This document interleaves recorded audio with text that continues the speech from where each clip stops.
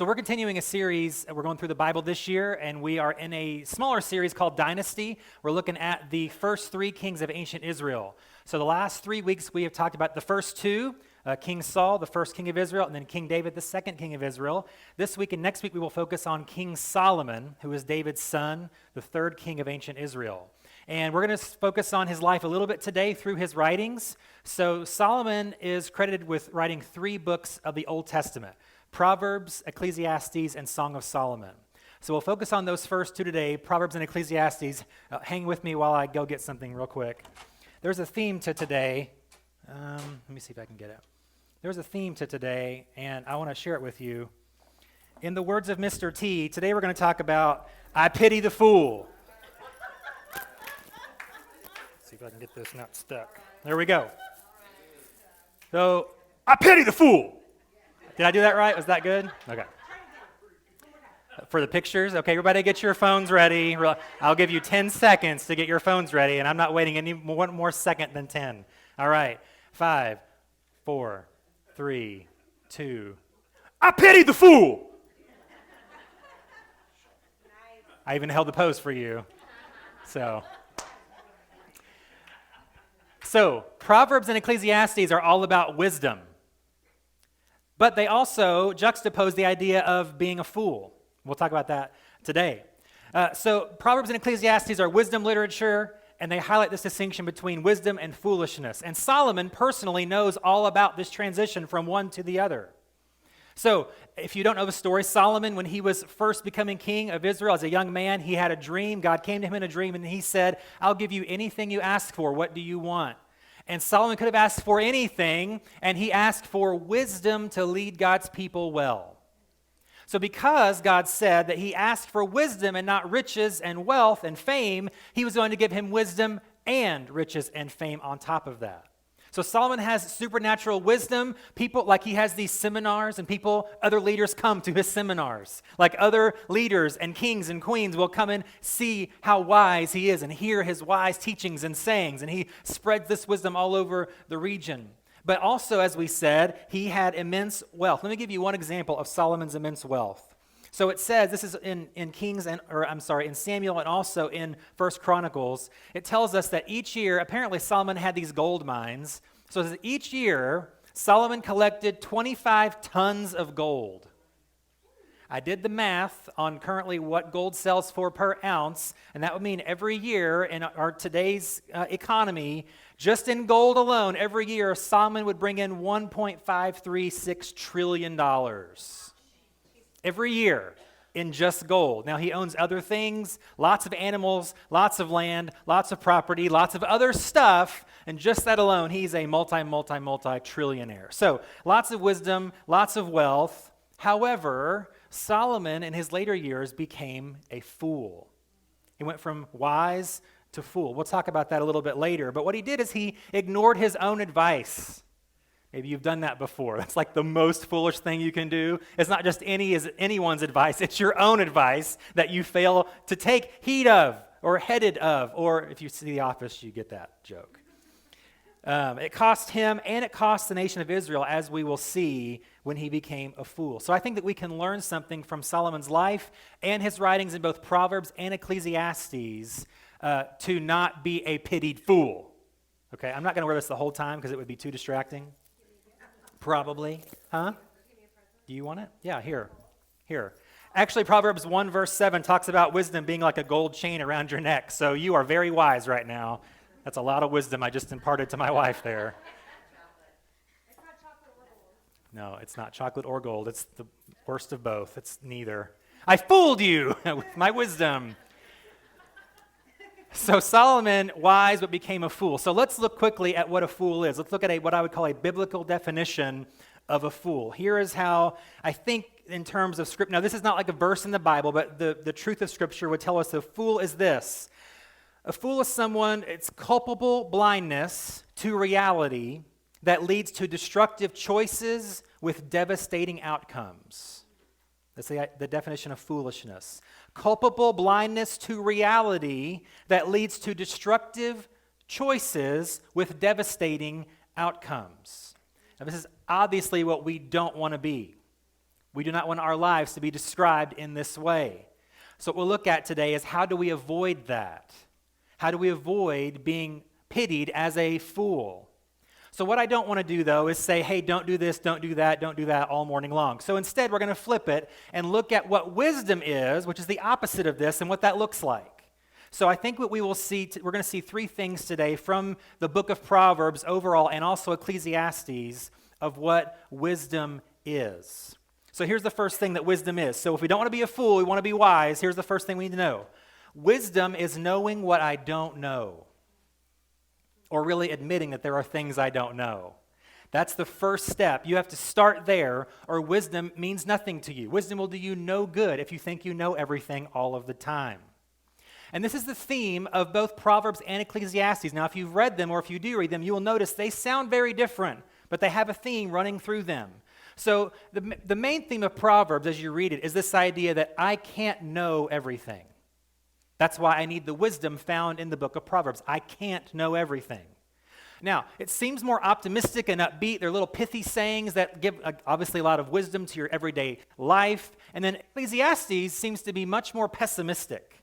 When you read it, he starts out by saying, everything is meaningless. All is meaningless. There's no point. There's nothing new under the sun, and life is just terrible and long, and you work all your life to not enjoy it when you're old and frail, and then you die. That's the book of Ecclesiastes. I just saved you like an hour and a half of reading. That's what he says. You should read it, though. But there's the same theme. It's the other side of that theme, though. So again, Proverbs is, I can't know everything. The theme of Ecclesiastes is, I can't control everything.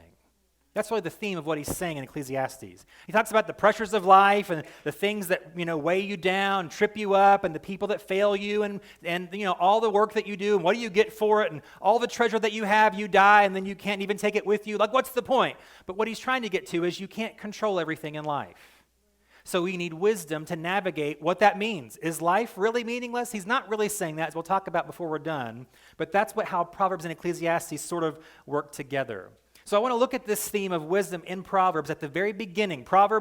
Solomon writes this. The first 9 chapters are basically a father talking to his son.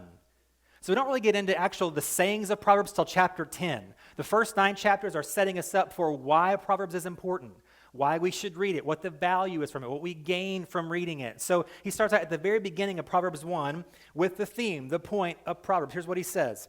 These are the Proverbs of Solomon, David's son, the king of Israel. Their purpose is to teach people wisdom and discipline, to help them understand the insights of the wise. Their purpose is to teach people to live disciplined and successful lives, to help them do what is right, just, and fair. These Proverbs will give insight to the simple, knowledge and discernment to the young. Let the wise listen to these Proverbs and become even wiser. Let those with understanding receive guidance by exploring the meaning in these Proverbs and parables, the words of the wise and their riddles.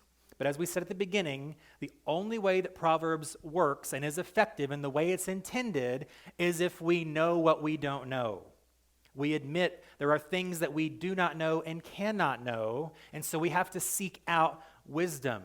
We seek out the wisdom, the wise sayings, not only in Proverbs, but in the people around us, as we'll talk about here this morning. So we already gave a biblical definition of fool, so now we see what wisdom is at the beginning. But let's look at how easy it is to become foolish by looking at sort of maybe a simpler definition of a fool here real quick. So here's a second definition of a fool. It's the same as the first, just maybe easier to comprehend. So another definition of a fool that we'll look at for a second is being completely wrong, but absolutely certain. That's a good practical definition of a fool. Being completely wrong, but absolutely certain. And when I say practical, I don't mean by that to say that the biblical definition is impractical. This is just an easier way to maybe condense what that larger definition says. And maybe you know someone that fits that description. Completely wrong, but absolutely certain. And maybe that's been you, if you're honest. There's actually this psychological phenomenon. It's called the Dunning-Kruger effect. And it's named after these two psychologists who studied this sort of phenomenon, David Dunning and Justin Kruger, the Dunning-Kruger effect. And it's this idea. It's a self-overestimation, a self-overestimation of your own knowledge or competence in a certain area or field. So the Dunning-Kruger effect is an overestimation of your own knowledge or your own competence in a certain area or field. Basically, you think you know more about something than you really do. Or you try to pass off that you are more skilled or competent in a certain area than you really are. And you try to make up for your weaknesses. Sometimes we know that we're doing this. We'll talk about it in a second. Sometimes we just don't. We don't know what we don't know, or we don't realize that we don't know what we don't know. It's sort of misplaced confidence or self-delusion in a way. Let me give you a couple of examples. It's like me, who has some skill at playing basketball, showing up to an NBA, Jackson says no, but I beat him all the time. It's like me going to an NBA arena and saying, all right, I'm ready, let's ball. That's what that is. It's self-delusion. And it would be like if they were to say, okay, and I show up and I just get totally schooled, but in the end I tell myself, I hung in there. I held my own. That's this effect. It's an overestimation of my knowledge or skill in this area. Another example would be like this. I know more than my doctor because I looked it up on WebMD. That's what we're talking about. I go to the doctor finally because I can't figure it out, and the doctor says, you've got this. And I say, no, I Googled that, and I'm pretty sure it's not what you just said it was, even though you have tons of experience and years of training and all this education that I don't have. I'm going to go with my own self-diagnosis. I'll send you the bill for my help in the mail. That's sort of what we're talking about here. So there was actually a follow-up study. This research is fairly new, but there was a 2018 follow-up study that said the one area in which this happens more often than any is with politics or current events. People think they know more about this topic, like the filibuster, I heard on the news, so now I'm an expert on what the filibuster is in the U.S. Senate. And so you start talking to somebody, and they may know more than you, but you try to pass it off like you're trying to maybe impress them. But actually what you're doing is looking more foolish to them. It's sort of what's happening here. So this happens all the time. So we try to do this, I think, if we're knowingly doing it, to not to appear foolish to someone or to impress them, but all the while it's doing the opposite. We are appearing more and more foolish all along. So actually what we see here is wisdom is saying, I don't know sometimes. Those are scary words to say. That's a big thing to admit sometimes. I don't know the answer to that question. I don't know really this topic like I'm trying to project that I do. Saying the words, I don't know, is actually the beginning of wisdom here. And that's because when we say that and admit that, we can actually learn something. It's important. So here's what Proverbs 9:13 says. Proverbs 9:13, the woman named Folly is brash, she is ignorant and doesn't know it. So in the book of Proverbs, there are 3 women in this book. So there's wisdom, who is personified as a woman. She is full of wisdom. Here we see in Proverbs 9, folly is also another woman. And then Proverbs 31, the final chapter of Proverbs, talks about the virtuous woman. So we have wisdom, folly, and the virtuous woman are the 3. Now we'll talk about, if you don't know, Solomon was kind of girl crazy. So it makes sense that all of the characters in Proverbs are women. It makes total sense. And we'll talk about why in a minute. He had a thing for the ladies, no doubt. So what he says here is, listen to lady wisdom. So all throughout the first 9 chapters, he's been talking, again, father to his son, about wisdom in terms of being a woman. And he's saying, listen to her, follow her. She will guide you the way you want to go. She will give you what you need for life. And then he says, but there's also another woman. Her name is Folly, and she's very enticing. And she says what you want to hear, and you think what she's saying is true and accurate, but it's going to lead to destruction because she is ignorant and doesn't know it. She suffers from this Dunning-Kruger effect as well, and we don't want to follow her in that folly to our ruin. Wisdom is knowing what I don't know. Abraham Lincoln said it this way, better to remain silent and be thought a fool than to speak and remove all doubt. Wise words from a wise man. Again, saying I don't know is not a weakness. It's not a bad thing. It's not a negative thing. It is wisdom. In many ways, it's the first step toward true wisdom. If I knew what I was doing, I wouldn't be caught in the trouble I'm in. If I knew which way to go, I wouldn't be stuck at this crossroads forever. So because I don't know what I'm doing or where I'm going to seek out wisdom. We want to choose wisdom by first acknowledging that we need it. The second thing that we see about wisdom here that we'll spend a few minutes on is this. Wisdom is taking the most productive next step. Wisdom is simply taking the most productive next step in your life. This is typically how we view wisdom. Wisdom is going to help me live my life. It's going to help me make decisions, going to give me guidance on what to do, what not to do. And that is a big part of what wisdom is. So this is also at the beginning of Proverbs. Proverbs chapter 4, verses 5 through 7, Solomon says this, "Get wisdom, develop good judgment. Don't forget my words or turn away from them. Don't turn your back on wisdom, for she will protect you. Love her, and she will guard you. Getting wisdom is the wisest thing you can do, and whatever else you do, develop good judgment." So there are two words that are directly in these verses that I want to look at for a minute, but there's a third one that sort of goes with them. So these three words we're going to look at for a couple minutes here are knowledge, wisdom, and judgment. Okay, wisdom and judgment are word for word in this scripture we just looked at in Proverbs 4, but knowledge is also a part of that, and we'll see why. What we're going to see, though, is that these words are not the same thing. You cannot just put one in for the other. They do not mean the same thing.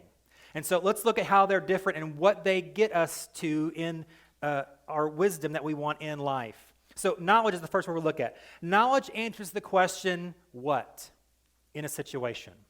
So knowledge is information. It's gathering intelligence, if you will. It's sort of like the president's, daily briefing in the morning. Before the president can make a decision, he needs to know what has happened that I don't know about yet, what is happening right now that I need to know so that I can know then what to do next. You have to have information or knowledge in order to pursue wisdom. So you have to know what has happened, what is happening in order to make a decision. And I will say this, knowledge is important, but it's not everything. And knowledge is important, but it's not automatically wisdom. And here's why. Smart does not equal wise. Intelligence does not equal wisdom. So there might be somebody who can run a business like no other, but their personal life is in shambles.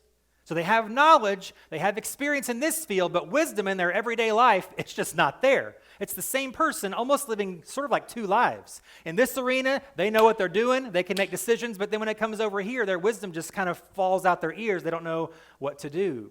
Or someone may appear on the outside to have it all together, but really inwardly everything is falling apart because they lack wisdom. They have knowledge, but they lack wisdom. So these are not the same, but you have to start there.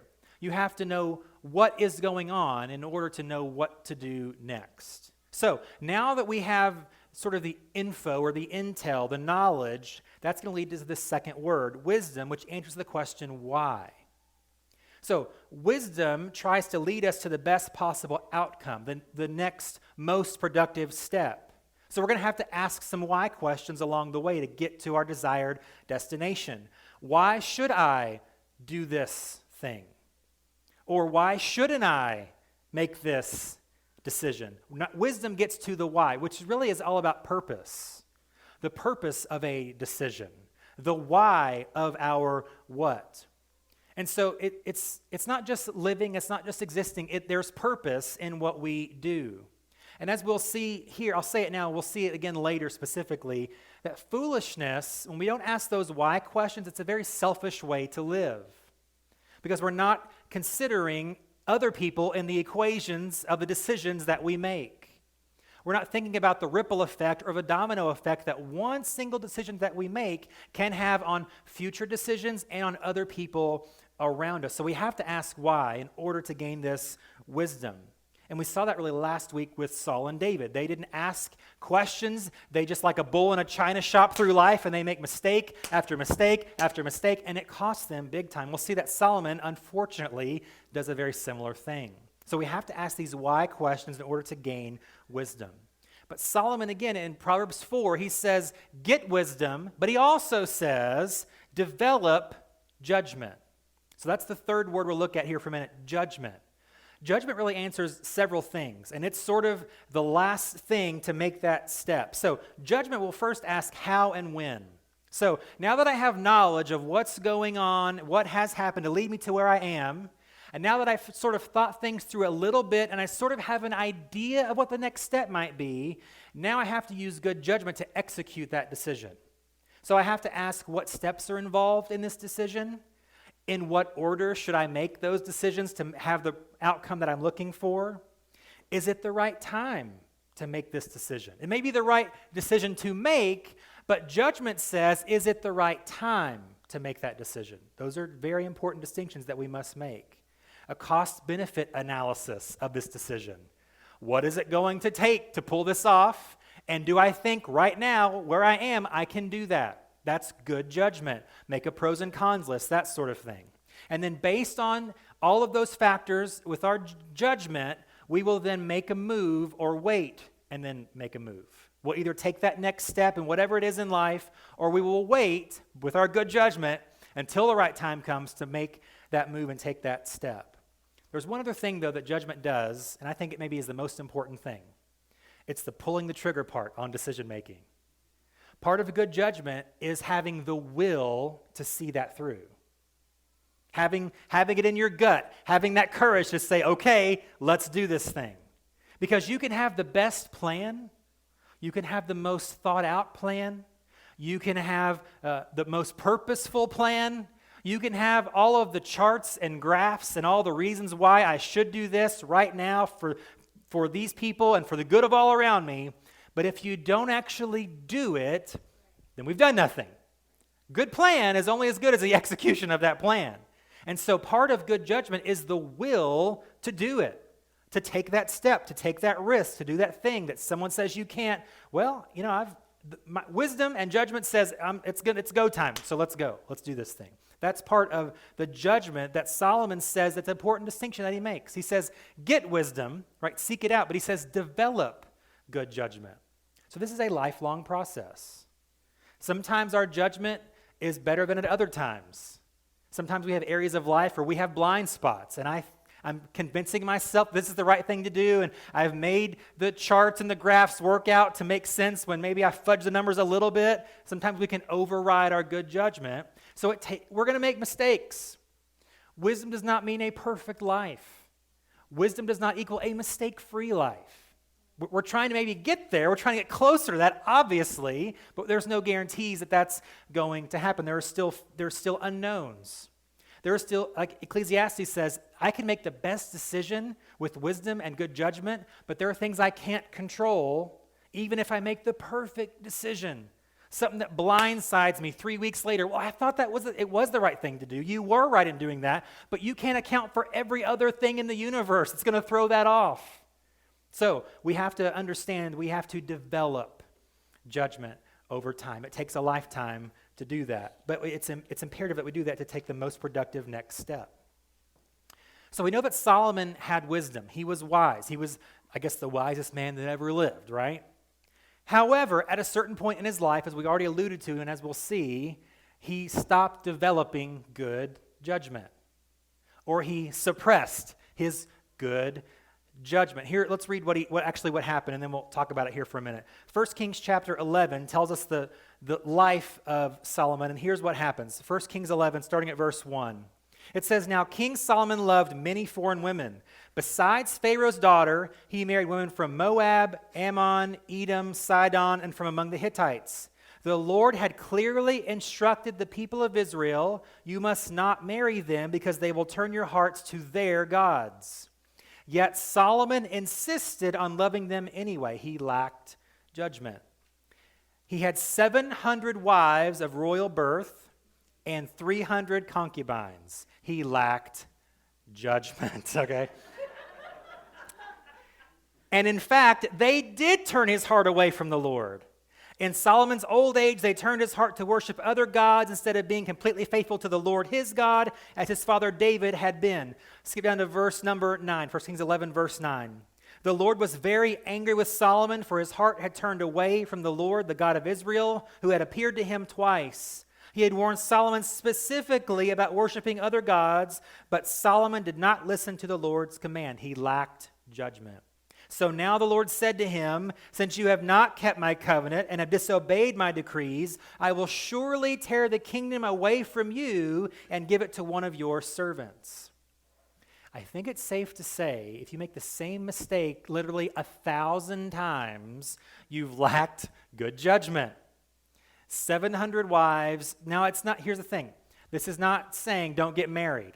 It's just saying don't get married to 1,000 of the wrong people. Okay, I think that's the message of Solomon's life here. Again, Solomon had knowledge. He knew what to do. He had wisdom. He knew why. So God told Israel a long time ago, don't marry these people from foreign countries because they'll turn your hearts to their foreign gods. So that's a general thing. Solomon knew that. And then it said he even warned Solomon specifically not to do this, and he still did it anyway. Solomon lacked judgment. And it's this last part. He didn't possess the will to do what he knew was the right, wise thing to do. He had the knowledge and the wisdom, but he lacked the will to make the right move or to stop making the wrong move. Like at any point, at like number 616, he could have said, you know what, this is not working out. I don't have to make the same mistake another 384 times, in order to get it through my thick skull here. And that's another aspect of wisdom that we haven't covered yet, but let's do it quickly. Wisdom is not simply knowing what to do in the future. Wisdom is also learning from our past mistakes to not repeat them. It works two different ways in chronological time here. So there is intuition or insight for the future, but there's also learning and changing from our past mistakes. So just like we said at the beginning, saying I don't know is wisdom. Also saying I was wrong is wisdom. We talked about that a little bit last week too. Saul refused to really repent of his sin. He refused to come clean. He refused to say, yes, I was wrong. I did that. I can't blame anybody else. He refused to show wisdom in that way. Whereas David, who committed maybe worse sins than Saul did come clean and confess his sin. He showed wisdom in that. So the danger of foolishness, as we'll look at for a second, is that it's very short-sighted. We've kind of alluded that already, that the decisions that we're making, the next step that we're taking, there are steps after that, right? And so if we take the wrong step or don't make the wise decision, it can affect the next step and the next step. It has potential to do that. And we don't live in a vacuum. No man is an island unto himself. And so the decisions that we make also affect other people around us too. And so foolishness is short sight. It just sees what I want and what I want to do, what I think is right, what's good for me, and then we just move on that, and it throws everything else out of balance. It can throw everything else off. And that's what happened to Solomon. Because for Israel, God was the unifying factor of the whole nation. He was the one thing that kept them together. He is literally the glue of this nation. They were nothing before he chose them to be his people. He is the reason they are who they are. And so when Solomon rejects that throws everything off. As we saw here, when he turned his heart to other gods and he neglected the glue that held the country together, everything started to fracture underneath. And then when Solomon receives this warning, I'm going to choose someone to overthrow the whole kingdom, that's what happens pretty soon after. Like literally, this is 1 Kings 11, the same chapter, at the end of chapter 11, Solomon hires this new young startup guy to basically lead his building project. And his name is Jeroboam. And so Jeroboam is doing his thing, working for the king, everything is great. And then all of a sudden he gets a prophecy saying, hey, you are the guy who's going to lead the rebellion and split this kingdom in half. And he kind of keeps that to himself. He's not going to go spreading that news around, But Solomon sort of catches something. He puts two and two together, and he tries to kill Jeroboam. So he runs and flees out of the country. So soon after, Solomon dies, and his son Rehoboam, I know, weird names that are the same, it's confusing. Rehoboam, the son of Solomon, becomes the king. And when he becomes king, and when Jeroboam's in Egypt and he hears that Solomon's dead, he comes back and basically leads a workers' strike. He starts a union in Israel, And they say, hey, we're not going to work, and we're going to rebel, and we're going to overthrow the government. And so here's what his son does. His son makes a critical error. And here's the third thing that we'll look at today. The third part of wisdom is asking for help. So here's what his son did not do. He did not ask for the right help. So Rehoboam, the son of Solomon, the fourth king of Israel, he's got this problem on his hands. He's got a big issue he can't figure out. And so he asks first his dad's advisory board. Hey, what should I do? They're the old guard. They've been there, done that. They've seen everything. They have been through a lot together. And they say, give the people a break. Your dad worked them nearly to death building this temple for God. Give them a break. Give them like an extra week of vacation. Like renegotiate the contract. Do whatever you have to do to kind of appease them, settle things down. Well, he didn't like that advice very well. So he went to his buds who have no wisdom, who have no experience, who have never done anything in their lives, right? And he asked them, what should I do? And of course, being the geniuses that they are, they say, work them even harder. It's like, that doesn't sound like it's going to work very well. And it did not work very well. Solomon went with his buddy's advice over the wisdom of his father's advisors, and it led to an actual revolt. The people said, we are not doing that. We're not working for you. We don't approve of what you're doing. And so they rebelled. And so what God had told Solomon came true. This servant ended up leading a rebellion that split the kingdom of Israel in half, north and south, into a literal civil war. And that was the last time, for a long time, that Israel was their own united people. So here's what Solomon, I think, wished his son would have known. Ecclesiastes chapter 4, verses 9 through 12. Solomon writes this, 2 people are better off than one, for they can help each other succeed. If one person falls, the other can reach out and help. But someone who falls alone is in real trouble. Likewise, 2 people lying close together can keep each other warm, but how can one be warm alone? A person standing alone can be attacked and defeated, but 2 can stand back to back and conquer. 3 are even better, for a triple braided cord is not easily broken. As we said last week, there is strength in numbers in your life. There is wisdom in numbers.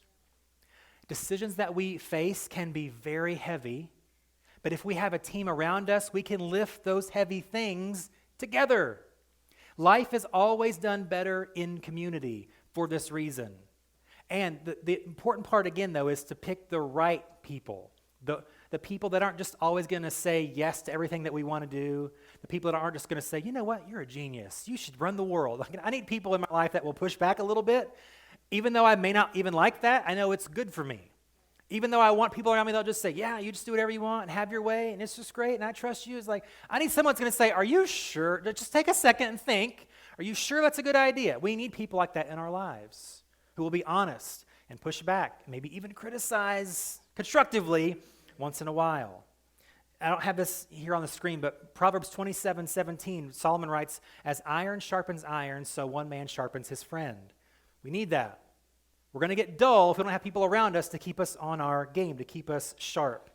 And the key is the right kind of help.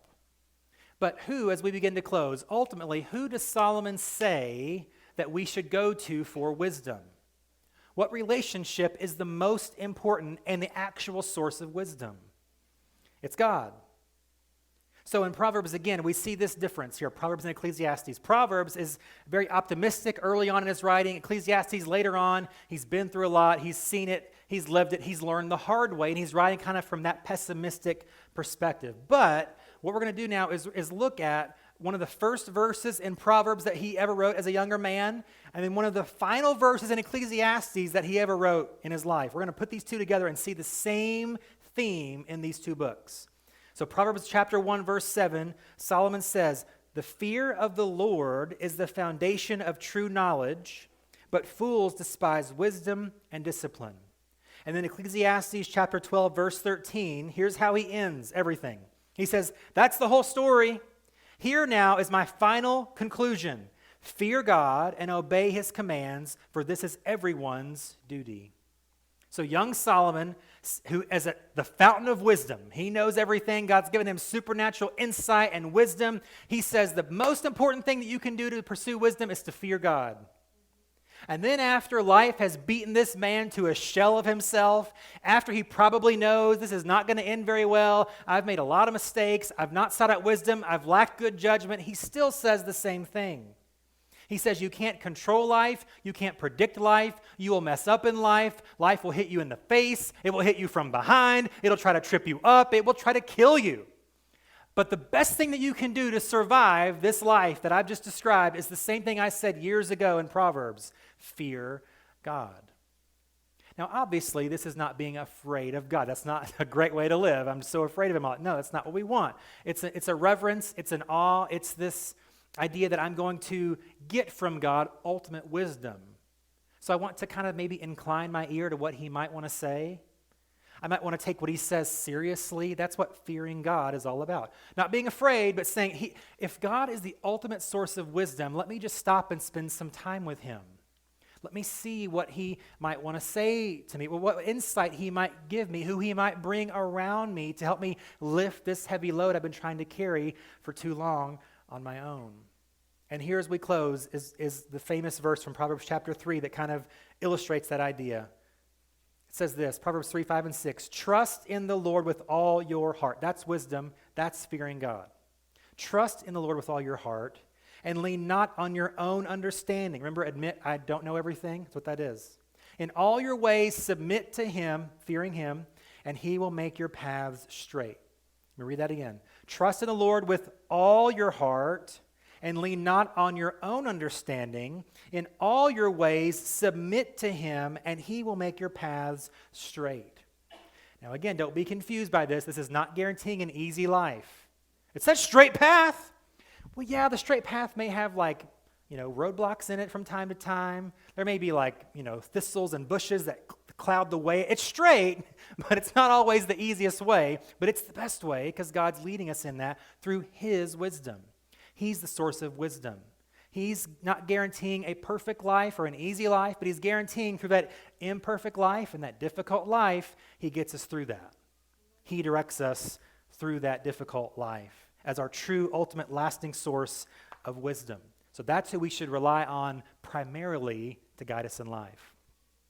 So I don't know about you, but I don't want to be pitied as a fool. I don't want Mr. T to point his finger in my face and be talking to me when he says that. So I want to do all that I can. I want all of us to do all that we can to live in, to live under, and to live by God's perfect wisdom. Let's pray. God, I pray today that you would help us to not be fools, but to seek wisdom. I pray that as we just read, we would not rely on our own understanding, but that we would trust you and we would acknowledge you in all of our ways. That's the key to wisdom. That's the key to wisdom. God, may our lives be full of listening and learning, maybe listening more than talking sometimes in order to learn. Help us to live that life of humility to gain wisdom. And God, help us over time to develop this good judgment. We will make mistakes. We will drop the ball. We will read things wrong sometimes. We will act out of impulse sometimes. We have to develop good judgment. And your Holy Spirit helps us in that process. He strengthens us in that process. And not only does he do that, but God, I pray that you'd bring people around us to make us wiser people. Help us to seek out those people, those contacts that we need, that we know are sources of wisdom, that we wouldn't run and hide from them out of fear of, they know more than me, it's intimidating, and I'm scared to ask for help, or I want to appear, smarter than I am or more skilled than I am. Let's just get over that and say, God, no, bring those people that are going to sharpen me and make me better and help to develop that good judgment so I can find wisdom more easily, more often. God, help us to live this well-rounded life of wisdom, to live in your world, your way, the way of wisdom. And as we do that, it'll bring flourishing to us and to others, and ultimately it'll bring glory to you. Help us to bring people who are not seen as fools, but people who bring glory to you through living this life of growing in wisdom. I pray you'd impart that wisdom to all of us here today, that even as we leave today and go throughout our week this week, we would sense your wisdom, helping us, guiding us, leading us, kind of prodding and pushing us in the right direction, making our path straight, to know that we are on the right path because we're following ultimate wisdom. And I thank you for that wisdom that you promised to provide for us. In Jesus' name, amen.